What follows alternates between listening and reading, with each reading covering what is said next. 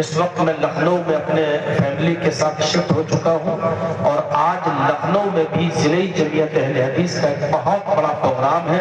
لیکن چونکہ یہ تاریخ میں پہلے دے چکا تھا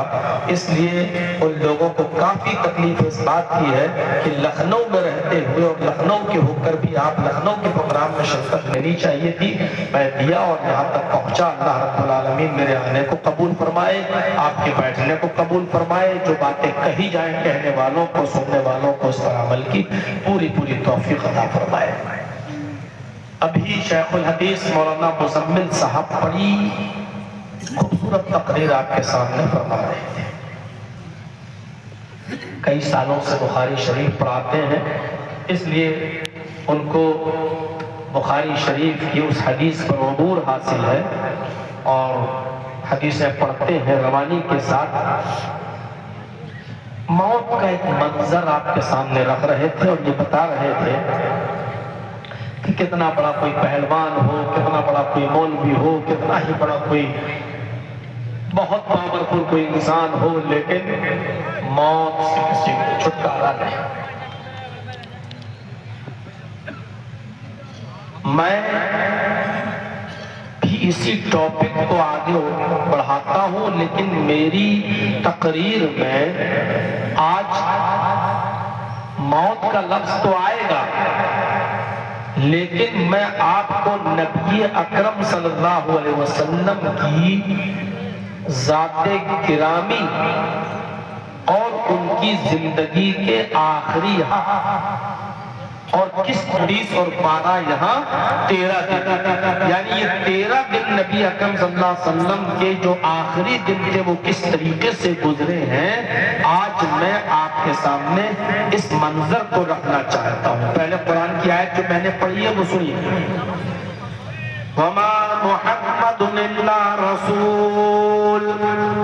قَدْ خَلَتْ مِنْ قَبْلِهِ الرُّسُلُ أَفَإِن مَّاتَ أَوْ قُتِلَ انقلبتم عَلَىٰ أَعْقَابِكُمْ وَمَن يَنقَلِبْ عَلَىٰ عَقِبَيْهِ فَلَن يَضُرَّ اللَّهَ شَيْئًا۔ محمد رسول اللہ صلی اللہ علیہ وسلم صرف ایک رسول ہیں۔ رسول کی حیثیت بتائیے۔ وما محمد الا رسول، محمد صلی اللہ علیہ وسلم صرف ایک رسول ہے۔ قد خلق من قبلہ الرسل، ان سے پہلے بھی بہت سے رسول گزر چکے ہیں۔ محمد صلی اللہ علیہ وسلم جو تمہارے درمیان آئے ہیں ان کی حیثیت کیا ہے؟ وہ رسول ہے بس۔ ان سے پہلے بھی بہت سے رسول گزر چکے ہیں، آپ لاسٹ میں آئے ہیں، آخری نبی آپ ہی ہیں، تو آپ سے پہلے بھی بہت سے نبی گزر چکے ہیں۔ قرآن کہتا ہے فَإِن مَّاتَ أَوْ قُتِلَ انقلبتم عَلَىٰ أَعْقَابِكُمْ، اے لوگو اگر محمد رسول اللہ انتقال کر جائیں، فَإِن مَّاتَ، اگر وہ انتقال کر جائیں، أَوْ قُتِلَ، یا میدان جنگ میں قتل کر دیے جائیں، جہاد کرتے ہوئے لڑتے ہوئے شہید کر دیے جائیں، قتل کر دیے جائیں، تو تمہاری ذمہ داری کیا ہونی چاہیے؟ مسلمانوں کی ذمہ داری کیا ہونی چاہیے؟ انقلبتم علی اعقابکم، تو کیا تم ایڑیوں کے بل پلٹ جاؤ گے؟ کیا تم دین چھوڑ دو گے؟ کیا تم اسلام ترک کر دو گے؟ کیا تم اسلام سے منہ پھیر لو گے؟ کیا تم ایڑیوں کے بل پلٹ جاؤ گے؟ انقلبتم علی اعقابکم، اگر محمد رسول اللہ کا انتقال ہو جائے یا میدان جہاد میں قتل کر دیے جائیں، تو کیا تم ایڑیوں کے بل پلٹ جاؤ گے؟ کیا تم منہ دکھانے لگو گے؟ کیا پیٹھ دکھا کر بھاگ جاؤ گے؟ کیا تم اسلام چھوڑ دو گے؟ وَمَن يَنقَلِبْ عَلَىٰ عَقِبَيْهِ فَلَن يَضُرَّ اللَّهَ شَيْئًا، اور جو ایڑیوں کے بل پلٹے گا، جو اسلام چھوڑ دے گا، جو دین کو ترک کر دے گا، جو پیٹھ دکھائے گا، فَلَن يَضُرَّ اللَّهَ شَيْئًا، تو وہ اللہ کا کچھ بھی نقصان نہیں کر سکتا، اللہ کا کوئی نقصان نہیں پہنچا سکتا، وہ اپنا ہی نقصان کرے۔ اس آیت میں صاف آ گیا کہ محمد رسول اللہ کو بھی موت آ سکتی ہے اور وہ بھی میدان جنگ میں قتل کیے جا سکتے ہیں۔ موت نے نبیوں کو بھی نہیں چھوڑا، رسولوں کو بھی نہیں چھوڑا، اولو العزم پیغمبروں کسی کو چھوٹ نہیں ہے، رخصت نہیں ہے۔ آئیے قرآن کی اس آیت کے بعد ایک حدیث میں پڑھتا ہوں، اس حدیث کو سنیے گا اور ذہن میں رکھ لیجئے گا، کیونکہ اس حدیث کو میں سنا اب رہا ہوں اور اس کا نچوڑ، اس کا خلاصہ لاسٹ میں آئے۔ وَعَنْ عَائِشَةَ أَنَّ زوج النبی صلی اللہ علیہ وسلم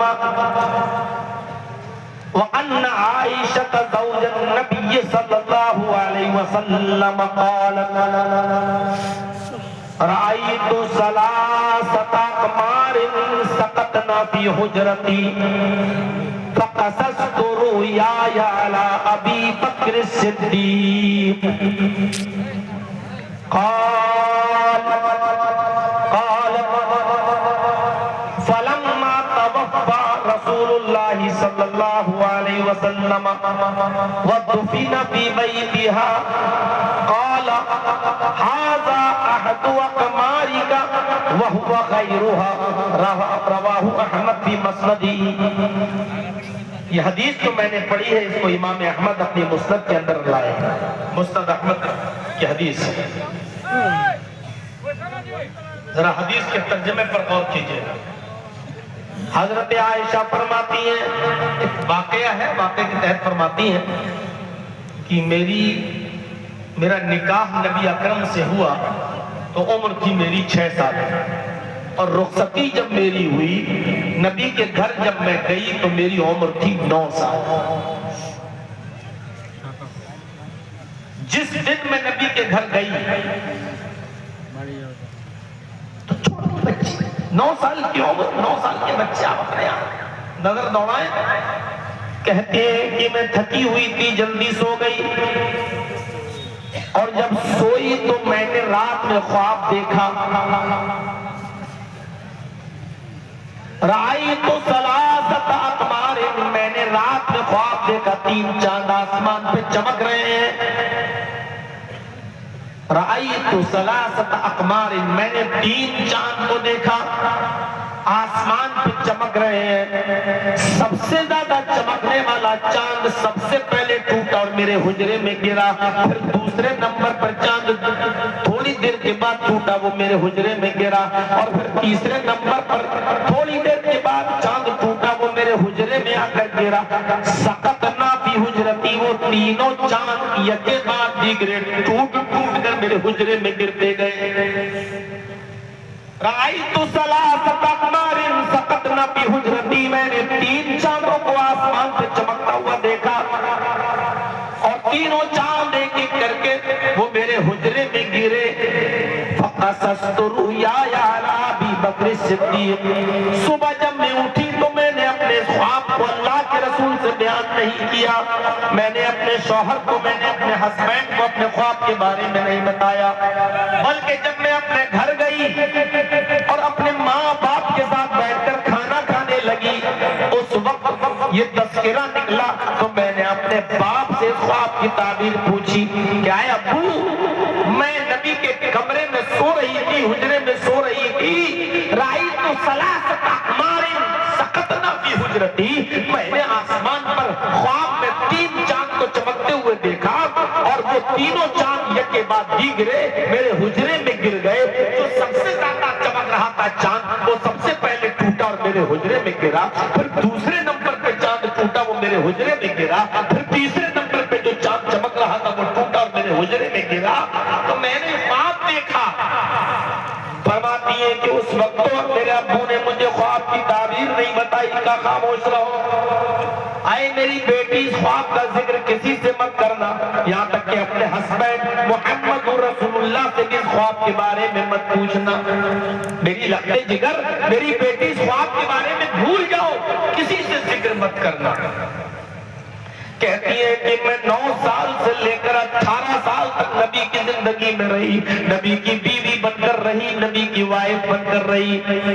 میں نے اتار و چڑھاؤ دیکھے، پریشانیاں دیکھی، خوشیاں دیکھی، میں نے سب کچھ دیکھا، اور جب میں میری عمر 18 سال کی ہوئی اور جب جناب محمد رسول اللہ کا انتقال ہوا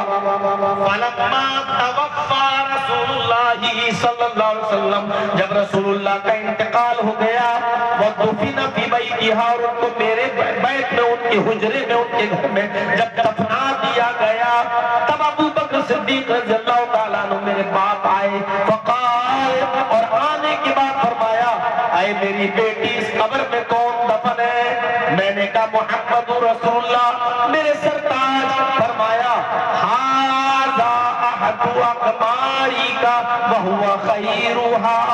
میری بیٹی تو نے آج سے 9 سال پہلے جو خواب دیکھا تھا کہ 3 چاند آسمان پہ چمک رہے ہیں سب سے زیادہ چمکنے والا چاند ٹوٹ کر میرے حجرے میں گرا عائشہ میری بیٹی یہ تیری خواب کا پہلا چاند ہے جو سب سے بہتر چاند ہے یہ ٹوٹا اور ٹوٹ کر تیرے حجرے میں آ کر گرا یہ تیرے خواب کا پہلا چاند ہے دوسرا چاند بھی تو اسی حجرے میں دفن ہوتے ہوئے دیکھے گی اور تیسرا چاند بھی تو اسی حجرے میں دفن ہوتے ہوئے دیکھے گی سمجھ گیا حضرت عائشہ کے اس خواب سے آپ نے اندازہ لگا لیا ہوگا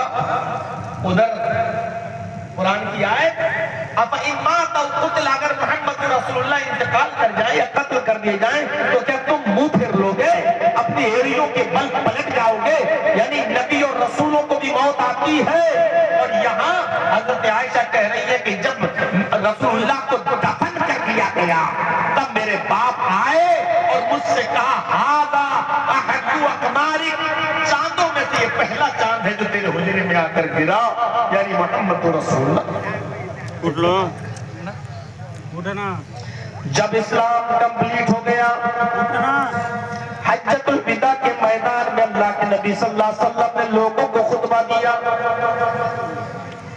63 سال کی زندگی گزارنے کے بعد جب ذی الحجہ کے مہینے میں 9 تاریخ کو عرفات کے میدان میں آپ نے خطبہ دیا اس خطبے میں آپ نے یہ فرمایا کہ لوگوں ہو سکتا ہے آئندہ سال اس جگہ پر تم مجھے نہ پاؤ یعنی آئندہ مجھے اس جگہ پر تم نہ دیکھ سکو اے لوگوں ہو سکتا ہے آئندہ میں اس جگہ پر نہ رہوں یعنی آج کے بعد یہ سال دوبارہ مجھے نصیب نہ ہو سکتا ہے کہ میں اس میدان میں تمہارے ساتھ آئندہ سال حج نہ کر سکوں نہ آ سکوں یہی پر آپ نے لوگوں سے پوچھا کہ لوگوں اللہ نے مجھے جو ذمہ داری دے کر بھیجا تھا جو دین دے کر بھیجا تھا وہ میں نے تم تک پورا کا پورا پہنچا دیا یا نہیں تمام لوگوں نے جواب دیا ہاں قد بلغت رسالتہ وأدیت ونصحت اے محمد صلی اللہ علیہ وسلم آپ نے اللہ کے پیغام کو پوری طریقے سے پہنچا دیا آپ نے حق ادا کر دیا آپ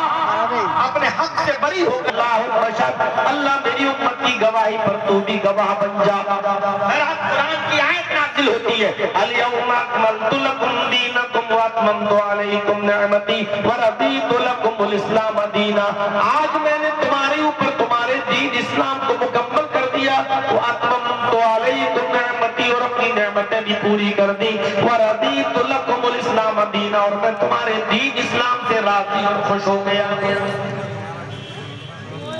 یہ ذی الحجہ کا مہینہ گزر گیا محرم کا مہینہ بھی گزر گیا غور کیجئے ذی الحجہ کا مہینہ ختم محرم شروع اور محرم کا مہینہ ختم تو سفر شروع اور سفر کا مہینہ گزرنے کے بعد ربیع الاول آتا ہے اور ربیع الاول کی 12 تاریخ کو محمد رسول اللہ صلی اللہ علیہ وسلم انتقال فرما گئے سفر شروع سفر میں اب سفر کا مہینہ میں ایسے بتا رہا ہوں محرم کے بعد سفر کے